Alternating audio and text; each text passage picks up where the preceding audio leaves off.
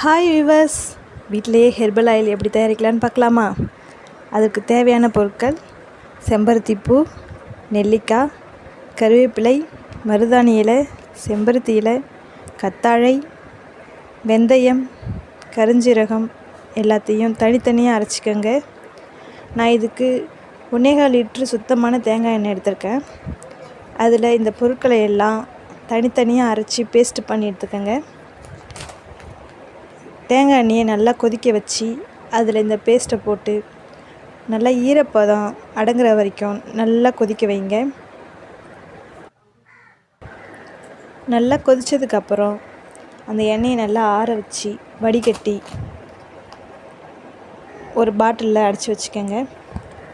இதை நீங்கள் டெய்லியும் தலைக்கு தேய்ச்சி யூஸ் பண்ணிக்கலாம். இல்லைன்னா தலைக்கு குளிக்கிறதுக்கு முன்னாடி 10 நிமிஷம் முன்னாடியே தலையில் தேய்ச்சி நல்லா மசாஜ் பண்ணி தலை குளிச்சதுக்கப்புறம் நல்ல ரிசல்ட் உங்களுக்கு கிடைக்கும். பொடுகு சரியாயிடும். முடி கொட்டுற பிரச்சனை இருந்துச்சுன்னா ஸ்டாப் ஆகி நல்லா முடி கரு கருன்னு நீளமாகும்.